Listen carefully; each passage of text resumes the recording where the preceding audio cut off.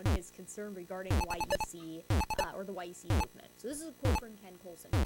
I have become increasingly aware of some glaring problems with mainstream young earth creationism that stem from what I believe is an overly suspicious approach to conventional science. Absolute banger of a sentence right there. Agreed. Exacerbating the problems are a plethora of online young earth creationist websites that are hosted by well-meaning Christians who are neither scientists nor theologians. I appreciate this because, in part, this is a pot shot at Answers in Genesis, and they deserve it. These websites claim that the scientific evidence abounds for the youth of creation and that a belief in millions of years is nothing more than propaganda cooked up by biased evolutionists out to wantonly deceive the world at large. In their mind, a YEC interpretation of nature is obvious, and only a fool would fall for the secular view that believes the Earth is 4.6 billion years old, emphasis on original. This entire paragraph, just let him cook.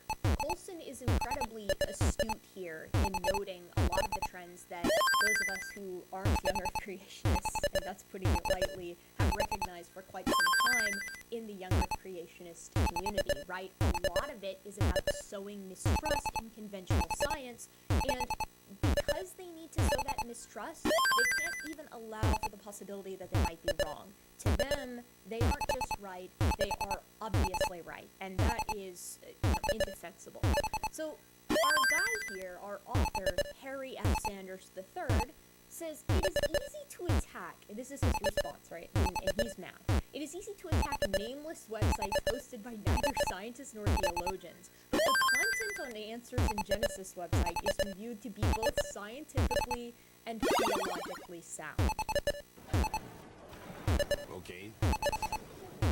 Friendly reminder that Jeffrey Tompkins published his work in the Answers Research Journal. So no, I would not say that everything at Answers in Genesis is scientifically sound by any means. In fact, I would say that frequently they let content in there that is not just wrong, but scientifically bankrupt.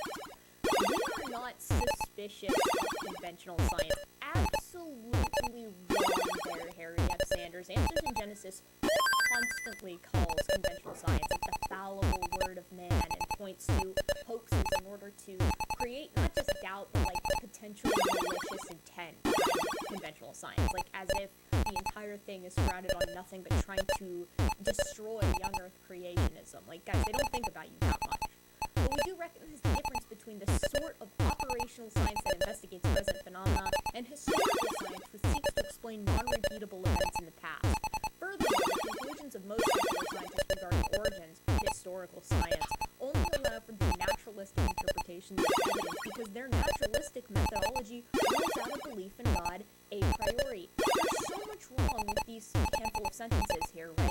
Historical science is acting as our stand-in here for paleontology and geology and aspects of astronomy. And the reason that this dichotomy is being presented is because Answers in Genesis frequently likes to debase historical science, as it were, so those categories that I just mentioned, despite the fact that they run under the scientific method just as what Answers in Genesis defines operational science does, right?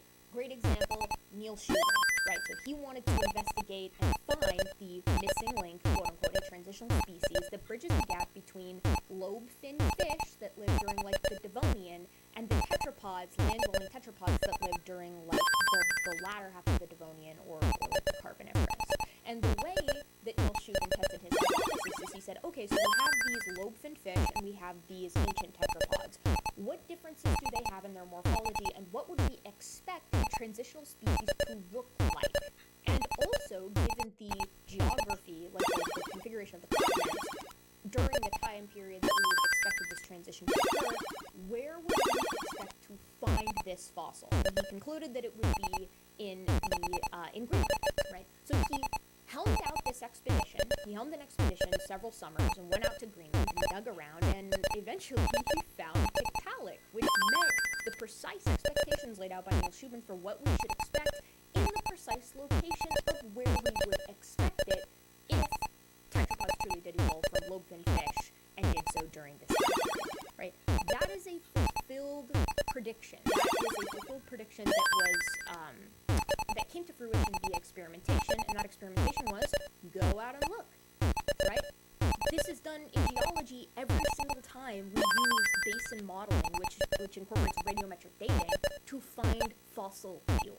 So every time you fill up your car, you're showing the validation of radiometric dating a quote-unquote historical science. And I just don't understand why this cannot be grasped by Answers in Genesis and by folks in Answers in Genesis. But this too, right? The conclusions of most secular scientists regarding origins only allow for naturalistic interpretations of the evidence because their naturalistic methodology rules out a belief in God a priori. Wrong.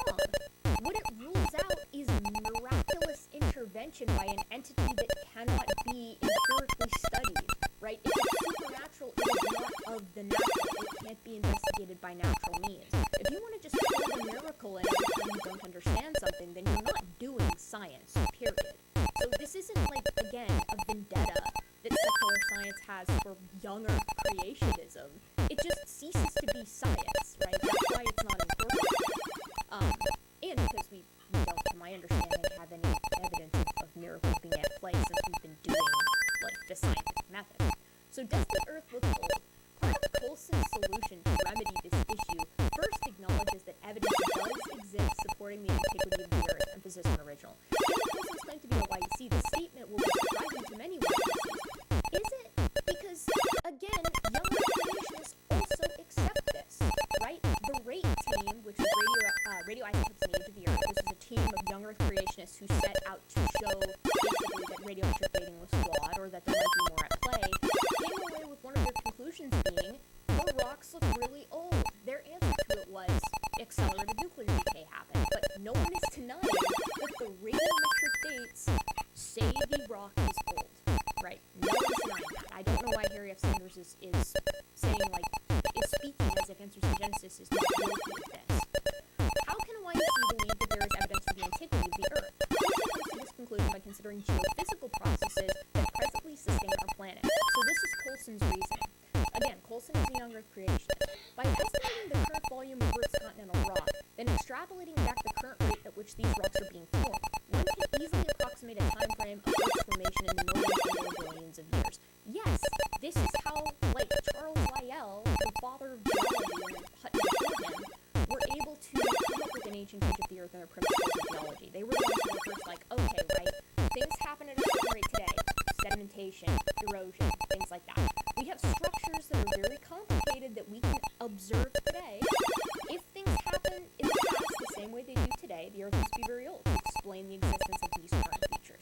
That's all he said, right? And young creationists lost their mind over it. Coulson is recognizing the same thing here, and Answers in Genesis does as well, at least in the context of radiometric dating. So there's another awesome quote from Coulson where he says this: big number like 4.6 billion years is irrelevant to any discussion of the age of the Earth because, quite simply, it is not about age. Current processes are all that is required to perceive this planet was not formed in a single day, week, year, or even 1,000 years.